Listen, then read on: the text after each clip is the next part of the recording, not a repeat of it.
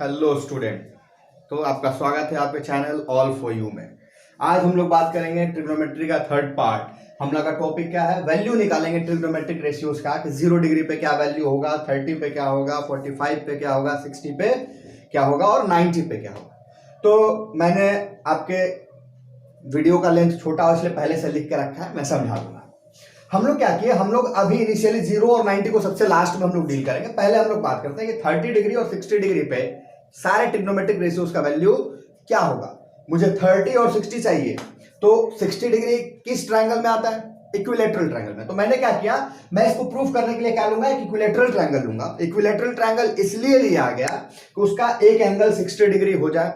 दूसरा property equilateral triangle का क्या होता है कि इक्विलेटरल ट्रायंगल से जो मैं हाइट ड्रॉ करता हूं वो किसी भी बेस पे परपेंडिकुलर होगा और उस बेस को वो बाइसेक्ट करता है और ऊपर वाले एंगल को भी क्या करता है, बाइसेक्ट करता है। यानी यहां से 30 भी मिल जाएगा, 60 भी मिल जाएगा, यानी कि एक ही ट्रायंगल से मेरे दोनों वैल्यू का कैलकुलेशन आसान हो जाएगा। इसलिए हमने क्या लिया, एक इक्विलेटरल ट्रायंगल लिया एबीसी। एबीसी मेरा एक इक्विलेटरल ट्रायंगल है जिसका साइड क्या है, ए है। कुछ भी हो सकता है, ए मैंने वेरिएबल लिया, ए के जगह पे कुछ भी साइड हो सकता है जब वैल्यू हम लोग रखेंगे।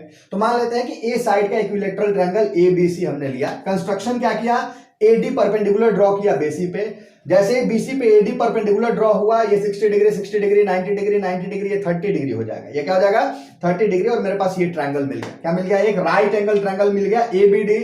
या तो ये ट्रायंगल आप ले लीजिए या ये ट्रायंगल, दोनों का स्पेसिफिकेशन क्या है, सेम है। ठीक है, तो हमारे पास क्या है, एक राइट एंगल ट्रायंगल एबीडी है और इसमें मेरे पास गिवन क्या है, ये मेरे को नोन है और ये मेरे को नोन है। यहां पे क्या हो जाएगा, बाइसेक्ट करेगा। तो BD इक्वल टू DC और टोटल A था, तो आधा इसका क्या हो जाएगा, A/2। इसका आधा क्या हो जाएगा, A/2।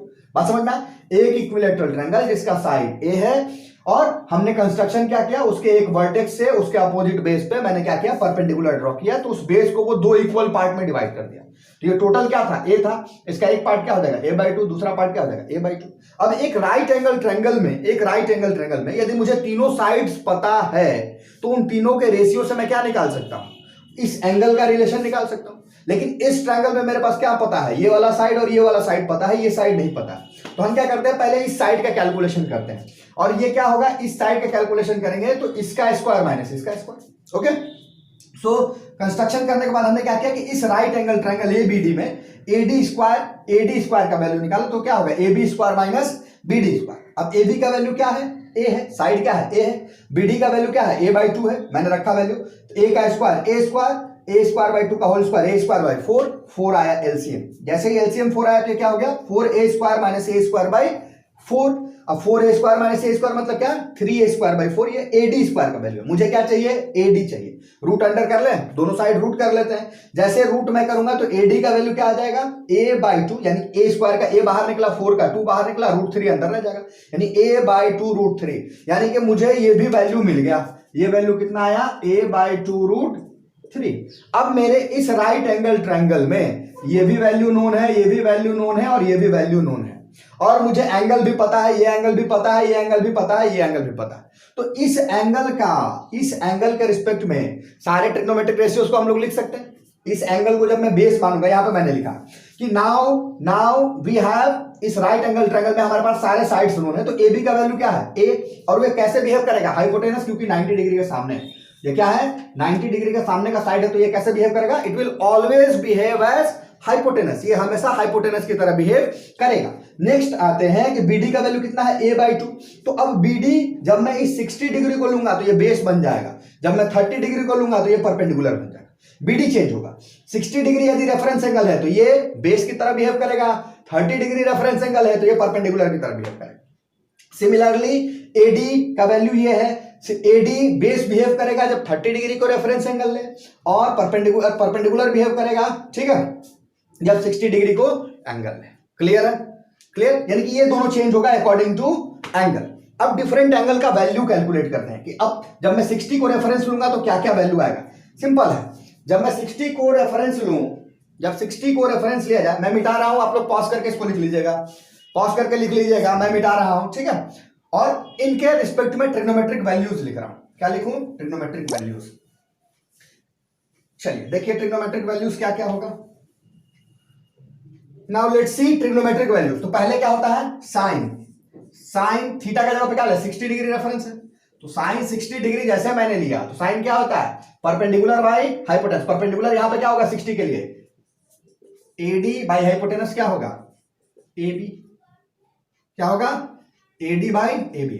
अब एडी का वैल्यू क्या है, a√3/2 डिवाइडेड बाई एबी का वैल्यू क्या है, ए।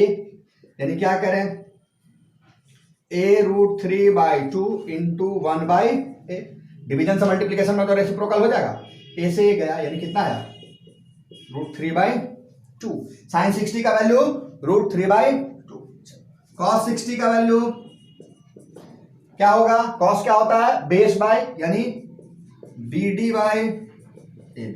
BD का वैल्यू क्या है, a/2 डिवाइडेड बाई AB का वैल्यू क्या है, a/2 इंटू 1/a। ए से ए गया कितना आया, 1/2। कितना आया, 1/2। नेक्स्ट tan 60 का वैल्यू देखते हैं। tan 60 का वैल्यू क्या हो जाएगा, tan 60 परपेंडिकुलर बाई बेस यानी AD बाई BD यानी a√3/2 divided by a/2। Divided का मल्टीप्लीकेशन होगा यानी क्या होगा, a/2 √3 इंटू 2/a। ए से गया 2 से 2 गया, कितना आया वैल्यू, √3। यानी साइन 60 √3/2, कॉस 60 1/2, tan 60 √3। इसका रेसिप्रोकल कर लें, साइन का रेसिप्रोकल कर लेंगे यानी क्या हो जाएगा, इसका रेसिप्रोकल क्या हो जाएगा, 2/√3। आइए क्या हो जाएगा, साइन का cosec 60। ठीक है, इसका रेसिप्रोकल कर लें क्या हो जाएगा, sec 60 कितना हो जाएगा, 1/2 यानी कि 2। और इसका रेसिप्रोकल कर ले क्या हो जाएगा, cot 60 यानी कि 1/√3। होप सबको समझ में आया 60 का वैल्यू, सबको समझ में आ गया। एक बार फिर से मैंने लाया इस ट्रायंगल में, ये 60 डिग्री है, ये 30। जब मैं इसको रेफरेंस एंगल मानूंगा तो ये बेस, ये परपेंडिकुलर और ये हाइपोटेनस। तो साइन क्या होता है, परपेंडिकुलर बाय हाइपोटेनस। परपेंडिकुलर का वैल्यू है, हाइपोटेनस का वैल्यू है, रखे वहां से कट के जो वैल्यू आया वो 60 का हो गया। कॉस मतलब क्या होता है, बेस बाय हाइपोटेनस, वैल्यू रखे आ गया। tan क्या होता है, परपेंडिकुलर बाय बेस, वैल्यू रखे 30 का लेते हैं। जैसे 30 लेंगे तो ये बेस हो जाएगा और ये परपेंडिकुलर। सो अब बात करेंगे हम लोग 30 डिग्री का। तो जब 30 डिग्री लेंगे तो ये मेरा क्या हो जाएगा, परपेंडिकुलर, ये मेरा क्या हो जाएगा, बेस। ठीक है, ये परपेंडिकुलर और ये बेस। 30 डिग्री लेंगे, सामने वाला परपेंडिकुलर, साथ वाला बेस। तो साइन क्या होता है, साइन मेरा परपेंडिकुलर और हाइपोटेनस, तो यानी BD बाई AB, यानी BD बाई AB किए तो ये बाई 2 डिवाइडेड बाई ये क्या आ गया, 1/2। सिमिलरली जब cos 30 डिग्री लेंगे तो बेस बाई हाइपोटेनस यानी AD बाई AB, और AD का वैल्यू क्या है, a√3/2 डिवाइडेड बाई a यानी कितना आया, a√3/2 इंटू 1/a कट गया यानी कितना आ गया, √3/2। कितना आ गया, cos 30 √3/2।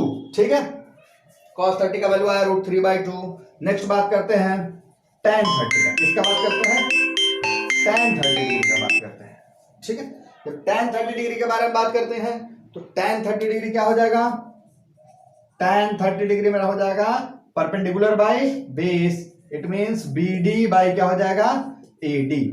BD का value a/2 divided by AD का value a√3/2, a/2 into 2a√3। A से गया 2 से 2 1 टाइम में गया यानी कितना होगा, 1/√3। क्लियर है, इतना आसान। साइन 30, साइन जब 30 लिए तो ये मेरा परपेंडिकुलर, ये मेरा हाइपोटेनस, उसका रेशियो निकाल लिए। बेस लिए cos 30 तो ये बेस, ये हाइपोटेनस, रेशियो निकाल लिए। tan लिए ये परपेंडिकुलर, ये बेस, रेशियो निकाल लिए। अब इसका आप रेसिप्रोकल कर लेंगे तो क्या आ जाएगा, रेसिप्रोकल कर लेंगे तो cot 30 आ जाएगा। cot 30 का वैल्यू कितना हो जाएगा, √3। इसका रेसिप्रोकल करेंगे तो क्या आ जाएगा, 2/√3। वो किसका हो जाएगा, sec 30 का वैल्यू। और सिमिलरली इसका रेसिप्रोकल cosec 30 का वैल्यू क्या हो जाएगा, 1/2 है यानी क्या हो जाएगा, 2। क्लियर है, होप सबको ये समझ में आया। यानी कि जब मुझे 30 डिग्री 60 डिग्री का कैलकुलेट करना था तो हमने लिया इक्विलैटरल ट्रायंगल। इक्विलैटरल ट्रायंगल में हमने क्या किया, परपेंडिकुलर ड्रॉ किया। परपेंडिकुलर ड्रॉ किया तो उसके साइड को उसने क्या किया, बाइसेक्ट किया, और एंगल को, ऊपर वाले एंगल को भी बाइसेक्ट किया। तो मेरे पास एक 60 डिग्री, एक 30 डिग्री, एक 90 डिग्री मिल गया। किसी एक पार्ट के ट्रायंगल को हम लोग लेंगे। इस पार्ट के ट्रायंगल को लिए तो मेरे पास ये नोन है, ये नोन है, ये अननोन है। तो सबसे पहले अननोन वैल्यू को पाइथागोरस थ्योरम से कैलकुलेट किए, और एक बार सब साइड आ गया तो एंगल के साथ उसका रिलेशन फाइंड आउट कर लिए, और सारा वैल्यू हमें मिल गया। क्लियर है इतना बात, होप सबको ये बात क्लियर हो कि कैसे 30 और 60 का वैल्यू आया।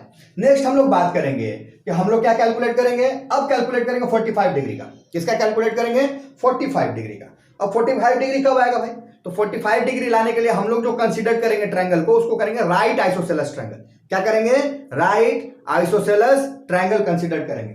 तो जरा ध्यान से देखिए, यहां पे राइट आइसोसेलेस ट्रायंगल कहने का मतलब क्या है?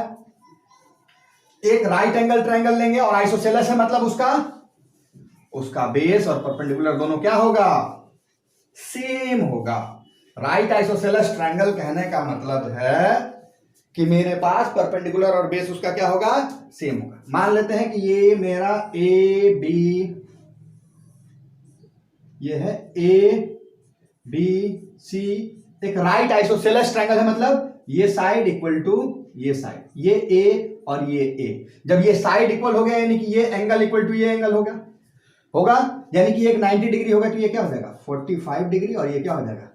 45 डिग्री। सो हम क्या लिखेंगे? 45 डिग्री का अप्रूव है। Consider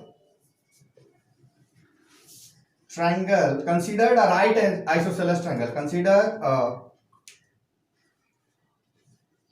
right isosceles triangle ABC with equal side equal to A। Equal side को मैंने क्या मान लिया? A मान लिया। तो अब जरा देखते हैं, ये है, ये A है, तो by Pythagoras theorem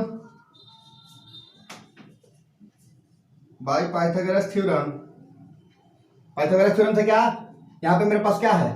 A B equal to B C equal to A, so A C square will be equal to A B square plus B C square, यानी क्या हुआ? ए स्क्वायर, ये क्या हो गया? A square plus A square यानी कि 2a square, ये क्या है? ए सी स्क्वायर का वैल्यू। अब रूट अंडर ले लेते हैं दोनों side, A C equal to क्या आ जाएगा? रूट अंडर 2a आ जाएगा बाहर, ए स्क्वायर है ना, यहाँ पे ए का पावर क्या है? ए का पावर 2 है, तो एक ए बाहर आ जाएगा, रूट अंडर आ जाएगा। यानी कि अब इस ट्रायंगल में जरा देखिए हमारे पास क्या क्या है इस ट्रायंगल। सो अब बात करेंगे हम लोग 30 डिग्री का। तो जब 30 डिग्री लेंगे तो ये मेरा क्या हो जाएगा? परपेंडिकुलर, ये मेरा क्या हो जाएगा? बेस। ठीक है, ये परपेंडिकुलर और ये बेस। 30 डिग्री लेंगे, सामने वाला परपेंडिकुलर, साथ वाला बेस। तो साइन क्या होता है? साइन मेरा परपेंडिकुलर और हाइपोटेनस, तो यानी बीडी बाय ए बी, यानी बीडी बाई ए बी किए तो ये बाई 2 डिवाइडेड बाई ये क्या आ गया? 1/2। सिमिलरली जब cos 30 डिग्री लेंगे तो बेस बाय हाइपोटेनस यानी एडी बाई ए बी, और एडी का वैल्यू क्या है? ए रूट 3/2 डिवाइडेड बाई ए, यानी कितना आया? ए रूट 3/2 इंटू 1/a कट गया, यानी कितना आ गया? रूट 3/2। कितना आ गया? cos 30 root 3/2। ठीक है, cos 30 का वैल्यू आया रूट 3/2। नेक्स्ट बात करते हैं tan 30 का। किसका बात करते हैं? tan 30 डिग्री का बात करते हैं। ठीक है, तो tan 30 डिग्री के बारे में बात करते हैं। तो tan 30 डिग्री क्या हो जाएगा? tan 30 डिग्री मेरा हो जाएगा perpendicular by base, it means BD by क्या हो जाएगा? एडी। बीडी का value a/2 divided by AD का value a root 3/2, a/2 into 2a root 3, a से गया 2 से 2 1 टाइम में गया, यानी कितना होगा? 1/√3। क्लियर है? इतना आसान। साइन 30, साइन जब 30 लिए तो ये मेरा परपेंडिकुलर, ये मेरा हाइपोटेनस, उसका रेशियो निकाल लिए। बेस लिए cos 30 तो ये बेस, ये हाइपोटेनस, रेशियो निकाल लिए। tan लिए ये परपेंडिकुलर, ये बेस, रेशियो निकाल लिए। अब इसका आप रेसिप्रोकल कर लेंगे तो क्या आ जाएगा? रेसिप्रोकल कर लेंगे तो cot 30 आ जाएगा। cot 30 का वैल्यू कितना हो जाएगा? √3।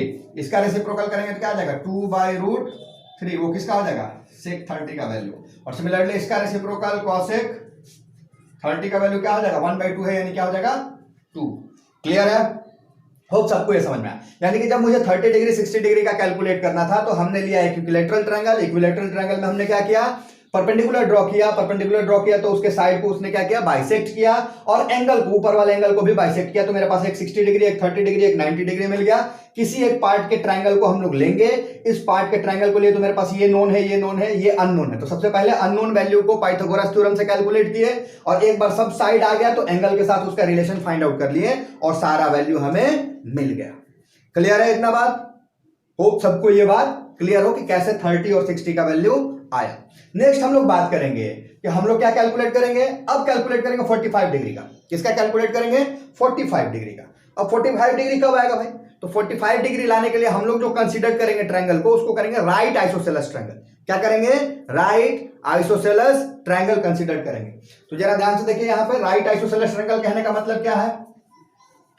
एक राइट एंगल ट्रायंगल लेंगे और आइसोसेलेस है मतलब उसका बेस और परपेंडिकुलर दोनों क्या होगा? सेम होगा।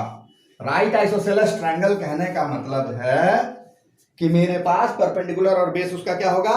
सेम होगा। मान लेते हैं कि ये मेरा ए बी, ये है ए बी सी, एक राइट आइसोसेलेस ट्रायंगल है, मतलब ये साइड इक्वल टू ये साइड, ये ए और ये ए। जब ये साइड इक्वल हो गया यानी कि ये एंगल इक्वल टू ये एंगल होगा यानी कि एक 90 डिग्री होगा, तो ये क्या हो जाएगा? 45 डिग्री, और ये क्या हो जाएगा? 45 डिग्री। सो हम क्या लिखेंगे? 45 डिग्री का अप्रूव है। कंसीडर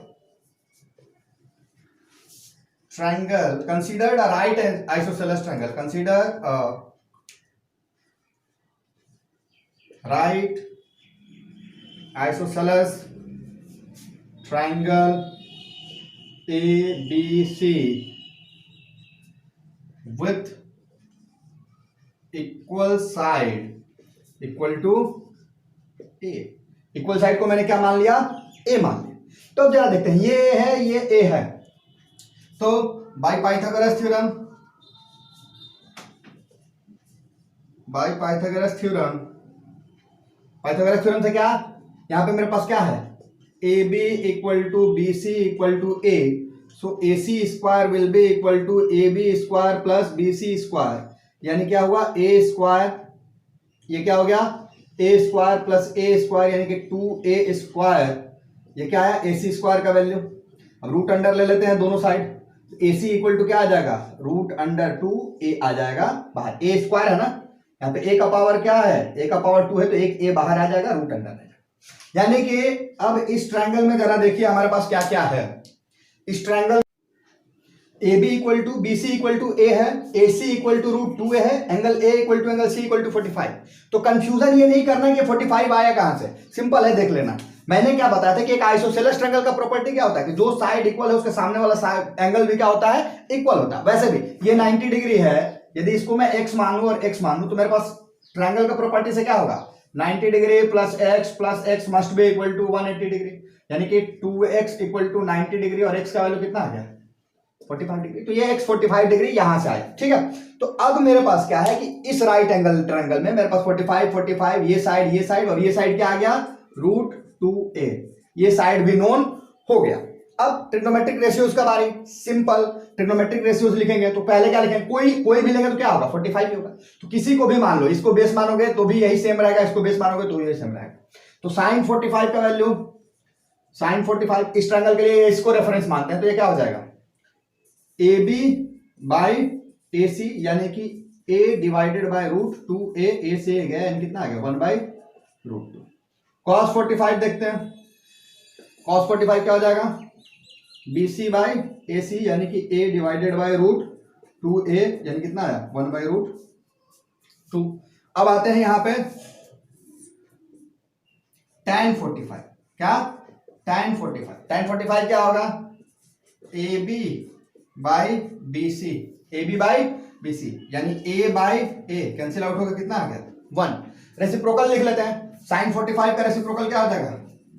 cosec 45, और इसका वैल्यू क्या है? 1 बाई रूट 2, तो ये क्या हो जाएगा? रूट 2। वैसे ही sec 45 पर क्या हो जाएगा? रूट 2, और cot क्या रहेगा? cot 45, 1 का रेसिप्रोकल भी क्या होता है? 1।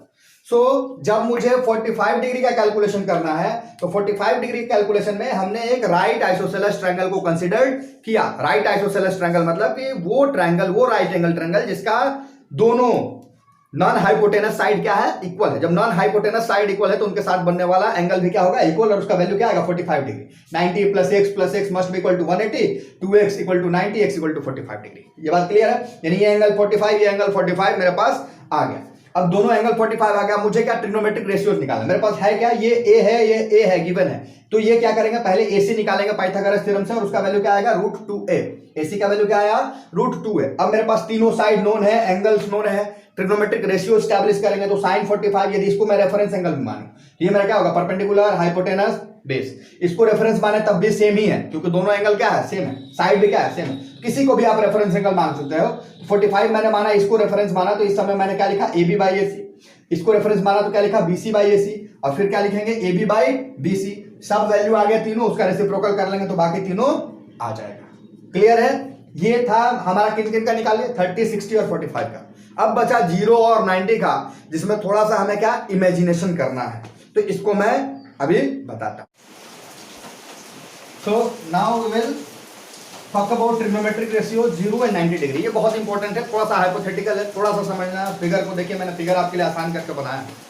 अच्छा, ये क्या कह रहा है, 0 डिग्री पे, तो क्या 0 डिग्री में कर लूंगा तो ट्रायंगल रहेगा क्या? जब मैं एक एंगल को 0 डिग्री कर लिया, दो साइड से ट्रायंगल बनता है क्या? नहीं बनता। तो टेंड्स टू 0, इसको क्या समझना है कि ऑलमोस्ट 0 हो रहा है। ये ऐसे ऐसे ऐसे, ये हाइपोटेनस है, ये है, यहाँ पे मान लो परपेंडिकुलर, यहाँ पे परपेंडिकुलर मान लो, ये मेरा हाइपोटेनस है। मैं क्या कर रहा हूँ, ये एंगल थीटा बन रहा है। अब इस थीटा को मैं डिक्रीज कर रहा हूँ, देखो डिक्रीज कर रहा हूँ, डिक्रीज कर रहा हूँ, डिक्रीज कर रहा हूँ, डिक्रीज कर। जब मैं इस थीटा को डिक्रीज कर रहा हूँ, तो ये वैल्यू जो हाइट का पहले मान लो कुछ ज्यादा था, अब क्या हो रहा है, हाइट का वैल्यू कम होते जा रहा है, कम होते जा रहा है। जैसे ये एंगल कम हो रहा है, वैसे ये हाइट कम होते जा रहा है, कम होते जा रहा है, कम होते जा रहा है, कम होते जा रहा है। यदि अप्रोक्सीमेटली मैं 0 मान लूं कि एकदम लगभग 0 हो गया, तो ये हाइट क्या हो जाएगा, ये हाइट क्या हो जाएगा, 0। ये देखो यहाँ पे मैंने किया, मान लिया कि मैंने एक राइट एंगल ट्रायंगल, मेरा ABC है, right angle at B point पे राइट एंगल है। अभी मेरा AC हाइपोटेनस है, BC मेरा बेस है, इस एंगल के रिस्पेक्ट में, थीटा के रिस्पेक्ट में, और AB मेरा क्या है, परपेंडिकुलर है, हाइट है। अब मैं क्या कर रहा हूँ, इसको डिक्रीज करते जा रहा हूँ। थीटा को मैं कम करना है ना, कम करना है ना, तो थीटा को कम कैसे करेंगे, इधर लाएंगे, इधर ले जाएंगे तो थीटा बढ़ेगा, इधर लाएंगे तो थीटा घटेगा। थीटा को मैं डिक्रीज कर रहा हूँ, डिक्रीज कर रहा हूँ। जैसे जैसे थीटा डिक्रीज हो रहा है, वैसे वैसे AC क्या होते जा रहा है, BC की तरफ आते जा रहा है। ये AC क्या हो रहा है, BC की तरफ आते जा रहा है। दो चीज हो रहा है यहाँ पे, एक चीज हो रहा है कि AC ये A पॉइंट B पॉइंट की तरफ मूव कर रहा है, एक इधर की तरफ मूव कर रहा है B, यानी कि AB का वैल्यू लगभग 0 की तरफ मूव कर रहा है, और इस AC का वैल्यू BC की तरफ टेंड कर रहा है। इसी बात को मैंने यहाँ पे लिखा, ध्यान से इस चीज को पढ़िए। मैंने माना कि ABC एक मेरा राइट एंगल ट्रायंगल है, जिसका कि राइट एंगल पॉइंट B है, यानी कि AC मेरा हाइपोटेनस, BC मेरा बेस इस एंगल के रिस्पेक्ट में, और ये AC मेरा AB मेरा परपेंडिकुलर। जैसे जैसे मैं इस एंगल को डिक्रीज करूंगा, यानी कि इसको ऐसे ला रहा हूं, नीचे नीचे नीचे, जैसे मैं नीचे लेते गया, ये वाला हाइट यहाँ पे इतना कम, यहाँ पे इतना कम, यहाँ पे इतना कम, यहाँ पे इतना कम। जब टेंड्स टू 0 होगा तो लगभग क्या होगा, पॉइंट A पॉइंट B पे कोइंसाइड कर जाएगा। ये पॉइंट A क्या होगा, पॉइंट B पे कोइंसाइड कर जाएगा। तो जब पॉइंट A पॉइंट B पे कोइंसाइड किया, यानी कि AB का वैल्यू क्या हो गया, 0, और BC का वैल्यू क्या होगा, AC के वैल्यू के इक्वल, यानी कि A पॉइंट इस पे आ गया, यानी कि BC will be equal to AC, दोनों क्या हो जाएगा, बराबर। तो जैसे जैसे थीटा टेंड्स टू 0, जैसे जैसे थीटा 0 की तरफ जा रहा है, AB टेंड्स टू 0, AB का वैल्यू क्या होते जा रहा है, 0 होते जा रहा है, और AC टेंड्स टू BC, ये AC का वैल्यू क्या होगा, BC का बराबर होते चला जाएगा। ये AC था, अभी क्या आ गया, एकदम 0 हो गया, तो मतलब ये इस BC के बराबर में आ गया ना, ये AC था, अभी AC था, ये किसके बराबर में आ गया, BC के बराबर में, तो इट टेंड्स टू BC। यानी कि अब इस ट्रायंगल में मैं जब इसको 0 ले लूं, इट टेंड्स टू 0 ले लूं, तो मेरे पास क्या हो जाएगा, BC यदि x है तो AC का वैल्यू क्या हो जाएगा, BC x है तो AC का वैल्यू क्या हो जाएगा, x हो जाएगा, और AB का वैल्यू क्या हो जाएगा, 0, AB का वैल्यू क्या हो जाएगा, 0। ट्रिग्नोमेट्रिक रेशियो लिख लेते हैं, बहुत सिंपल है, कुछ नहीं। तो साइन क्या होगा मेरा, साइन थीटा, यदि साइन थीटा मतलब क्या है, यहाँ पे 0 कर लिए हैं, साइन 0 मेरा क्या होगा, इसके रिस्पेक्ट में क्या होगा, परपेंडिकुलर, यानी कि AB बाई AC, और AB का वैल्यू क्या है, 0 बाई AC, क्या हो जाएगा, 0। cos 0 का जब बात करेंगे तो cos में क्या रखेंगे, BC बाई AC, और अब दोनों क्या हो गया, बराबर, x बाई x, कट के कितना आ गया, 1, tan 0, 0 by x, perpendicular by base, क्या हो गया, 0। क्लियर है? यानी कि साइन का वैल्यू आ गया cos का, tan का, इसका रेसिप्रोकल कर लो तो क्या आ जाएगा, sec का, यानी कि इसका रेसिप्रोकल 1/0 नॉट डिफाइंड, इसका रेसिप्रोकल 1 का रेसिप्रोकल 1, और इसका रेसिप्रोकल 0, यानी कि ये भी क्या हो जाएगा, नॉट डिफाइंड, यानी कि cosec और कॉट नॉट डिफाइंड, और सेक क्या हो जाएगा, 1, सेक क्या हो जाएगा, 1। ये बात समझ में आया, ये 0 का था, ये जब एंगल डिक्रीज हो रहा। अब जरा देखते हैं, बस दो चीज मैं हटाऊंगा और 90 का हो जाएगा, बस दो चीज को मैं इरेज करूंगा और वैल्यू क्या आ जाएगा, 90 का आ जाएगा। अब जरा देखते हैं, यहाँ पे यही ट्रायंगल लेते हैं, यही ट्रायंगल लेते हैं, इस बार इसको मैं इधर की तरफ ले जाऊं, इसको इधर की तरफ ले जाऊं। अब ध्यान से देखना, ये AC जो AC था, ये AC था, इसको ऐसे ले आओ।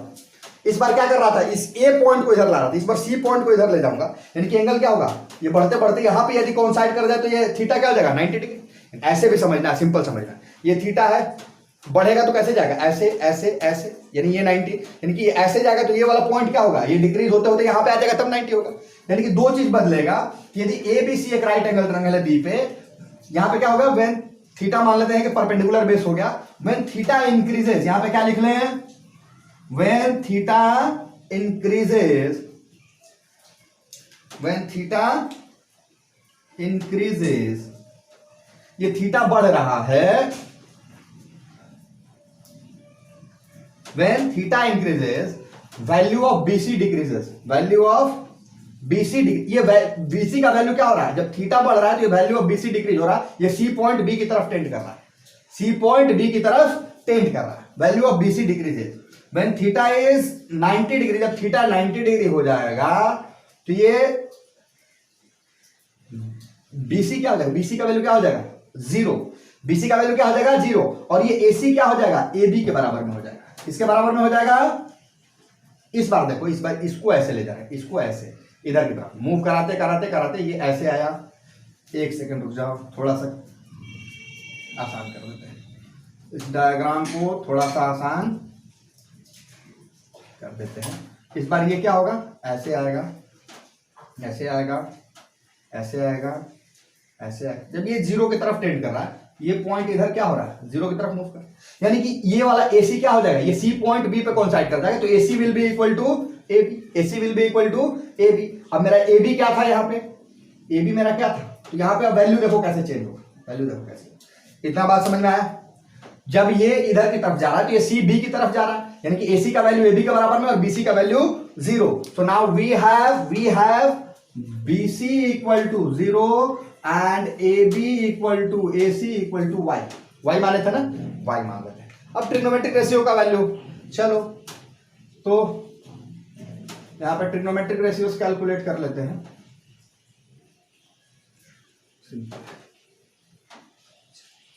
ट्रिग्नोमेट्रिक रेशियोस को देखते हैं क्या होगा।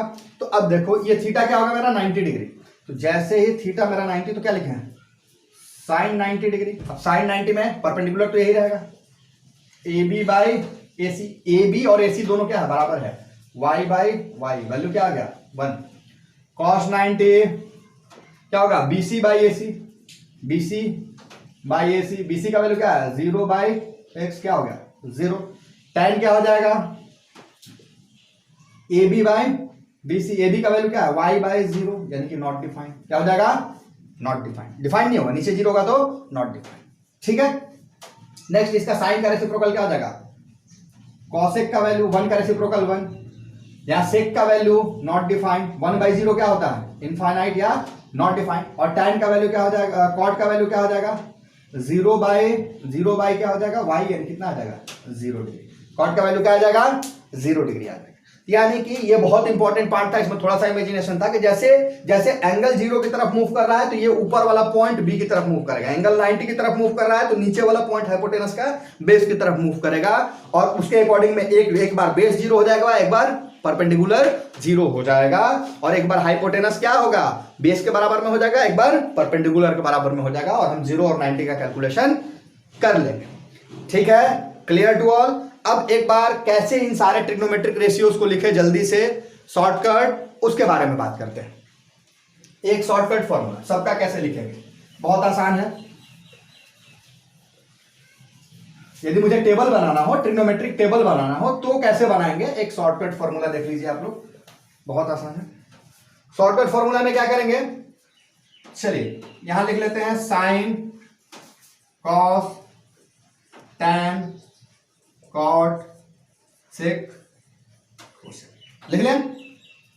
किस किस एंगल पे निकालते हैं, यहां पे लिखते हैं 0, 30, 45, 60 और 90, 45 डिग्री, 60 और 90। अब शॉर्टकट क्या है, किसके ऊपर लिखिए, इसके ऊपर यहां पे मान लीजिए 0 के ऊपर क्या लिखिए, 0 के ऊपर 0, 0 के ऊपर लिखे 0, 1, 2, 3, 4 लिख लें। सबको मैक्सिमम क्या है, डिवाइडेड बाई 4 कर देते हैं, क्या करें, डिवाइडेड बाई 4, सबको क्या करें, डिवाइडेड बाई 4, और उसके बाद उसका क्या ले ले, रूट अंडर, क्या ले ले, रूट अंडर ले ले, 0 1 2 3 4 लिखे डिवाइडेड बाय 4 के उसका रूट लिए, जो वैल्यू आएगा उसको साइन के सामने रख देंगे। साइन 0 पे क्या आता है 0, 1/4 का क्या होगा रूट, 1 का रूट 1, 4 का 2, 2/4 का 2 1 2 2 2 4 यानी कितना हो गया 1/√2। इसका क्या हो जाएगा √3 ऊपर रहेगा, नीचे में 2 आ जाएगा, इसका क्या हो जाएगा 1। यानी कि ये 0 पे वैल्यू, ये 30 पे, ये 45 पे, ये इसको उल्टे करके लिख लो, कॉस का वैल्यू आ जाएगा, उल्टा करके लिख लो। यानी कि इधर पहला आ जाएगा, ये आ जाएगा √3/2, इसके जगह पे यही रहेगा 1/√2, इसके जगह पे ये 1/2 आ जाएगा और ये 0 आ जाएगा। यानी ये क्या हो गया कॉस का। अब क्या करें साइन बाई कॉस, क्या कर लेते हैं साइन बाई कॉस, यही होता है ना। तो 0/1 क्या हो गया 0, 1/2 डिवाइडेड बाई √3/2 तो मल्टीप्लाई 2/√3 यानी कितना हुआ 1/√3, इसका वैल्यू आ गया। इसका डिवीजन करेंगे सेम है तो 1 आ जाएगा, इसका डिवीजन करेंगे √3/2 इंटू 2/1 कट गया, यानी कि क्या आ गया √3 आ गया, क्या आ गया √3 और 1/0 इनफाइनाइट, क्या हो जाएगा इनफाइनाइट। अब इसका जस्ट रेसिप्रोकल होता है ना, इसका जस्ट उल्टा करके लिख लो, कॉट का वैल्यू आ जाएगा रूट, इसका क्या हो जाएगा √3, इसका 1 ही रहेगा, इसका 1/√3 आ जाएगा और इसका क्या हो जाएगा 0 हो जाएगा। बस समझ में आया, ये हो जाएगा कॉट का। सेक क्या होता है कॉस का रेसिप्रोकल, इसका रेसिप्रोकल लिखो 1 का रेसिप्रोकल 1, ठीक है, √3 का क्या हो जाएगा 2/√3, इसका रेसिप्रोकल क्या है √2 1/2 का, इसका रेसिप्रोकल 2 और इसका रेसिप्रोकल 1/0 इनफाइनाइट, इसका रेसिप्रोकल क्या हो जाएगा 1/0 इनफाइनाइट। सिमिलरली साइन का रेसिप्रोकल, ठीक है 1/0 क्या हो जाएगा इनफाइनाइट, 1/2 का रेसिप्रोकल 2, इसका क्या हो जाएगा √2, इसका रेसिप्रोकल क्या होगा 2/√3 और 1 का रेसिप्रोकल 1। तो इस तरह से हमारे पास पूरा ट्रिग्नोमेट्रिक टेबल है, पूरा ट्रिग्नोमेट्रिक टेबल। क्या किए साइन कॉस ऐसे लिखे, ये याद रखना है, साइन पहले लिखना है, कॉस टैन कॉट ऐसे लिख लिए। उसके बाद क्या किए वैल्यू लिखे 0 degree 30 degree 45 degree 60 degree 90 degree. उसके बाद क्या किए 0 1 2 3 4, फिर डिवाइडेड बाई 4 और रूट अंडर, जो वैल्यू आया वो साइन का वैल्यू हो गया।